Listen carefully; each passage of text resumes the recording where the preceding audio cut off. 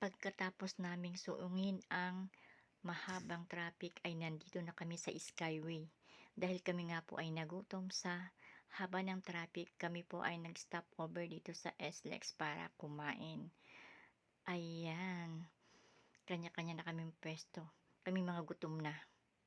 Ginutom sa haba ng traffic. At pagkatapos na kami maligaw-ligaw papunta dito sa 88 Hot Spring Resort, ay nakarating din kami. Ang sabi ko Wow! nga pala sa aking kausap, before 2 ay nandito na kami sa 88 Hot Spring. Ngunit dahil sa haba ng traffic at kami ay naligaw, ito before 4, andito na po kami ngayon sa 88 Hot Spring Resort. Kami po ay mag-check-in na. Before 2 ay naging before 4. Kaya eto na, sa wakas nakarating din kami. Kami mag-check-in na. Ayan. Siyempre habang kayo papasok sa aming room, picture-picture agad. Yan nga po pala kami nag-check-in sa executive room sa second floor. Ayan. Sa mga susunod kong video, pakikita ko rin po yung room na yan. Ayan.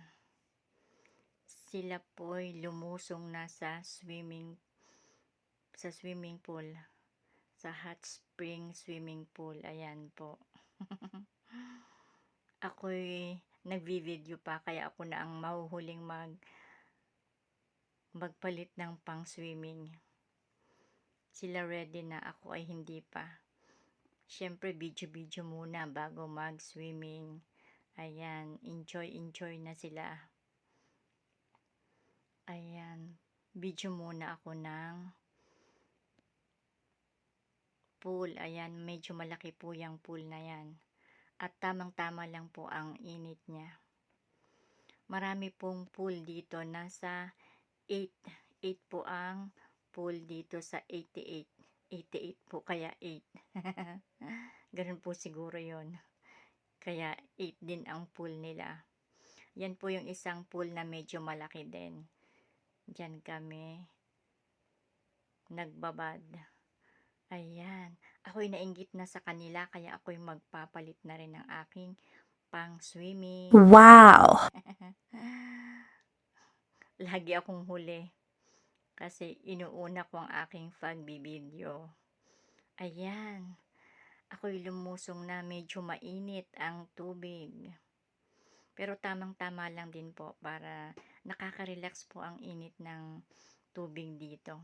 Yung nasa kabilang side po kasi nasa 44 degrees dito, hindi ko napansin kung ilang degrees ang tubig dito. Ang init ng tubig dito.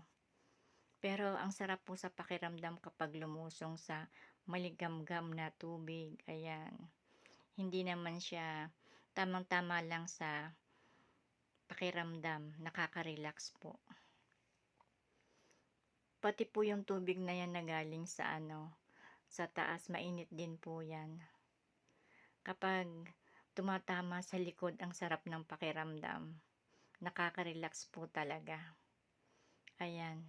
Nagbabad po kami dyan ng siguro mga 30 minutes na lang, dahil ako nga po ay laging nahuhuli. Ako 30 minutes na lang nakapagbabad. Dahil medyo gabi na, kami naman po ay kakain na.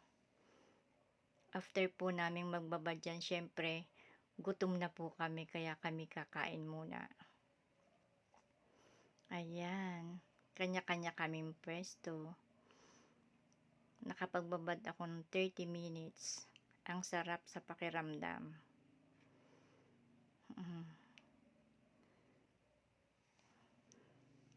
Ayan, nakaka-relax po ang tubig. At nakaka-relax din po ang mga tanawin dito.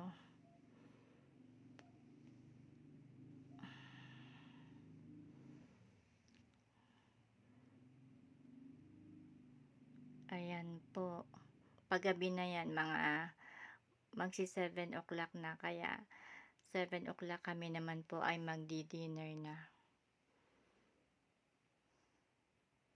Kasi dito po ay 7 hanggang 9 o'clock lang po ang dinner sa restaurant nila dito kaya mag-dinner na kami ng 7 o'clock. Enjoy lang po muna namin ang init ng tubig. Ang sarap. Ayan, tinapat ko ang aking likod sa sa tubig. Ang sarap sa pakiramdam po ng mainit na tubig na tumatama sa likod. Parang minamassage po ang aking likod diyan. Wag lang tatamaan ang aking kilay kasi masisira ang aking kilay. Ah, kaya hindi ko binabasa ang aking mukha. Mawawala ang aking kilay. Kaya likod-likod lang ang binabasa ko. Tsaka yung katawan, sarap talagang magbabad po. Nakaka-relax ang tubig. Enjoy na enjoy po kaming lahat dito. At nag-enjoy po talaga kami dito sa resort na ito. Ang ganda po. Ang ganda ng view. At malinis po ang paligid at pati ang tubig malinis po. Kaya enjoy na enjoy talaga ako. Kaya ayan, nag-exercise pa ako doon. Oh. Talaga naman, enjoy na enjoy po ang tita nyo. Kaya nag-exercise pa. Maraming salamat nga po pala sa mga laging nanonood ng aking videos. Ayan, enjoy po muna natin ang init ng tubig dito sa 88 Hot Spring Resort.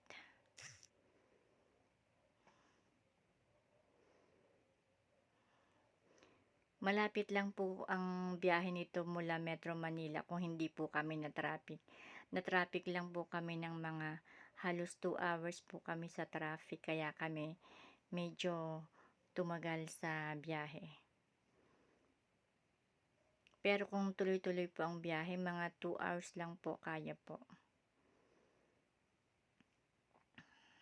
Kaya yung 2 o'clock, sabi ko 2 o'clock, andito na kami inabot ng 4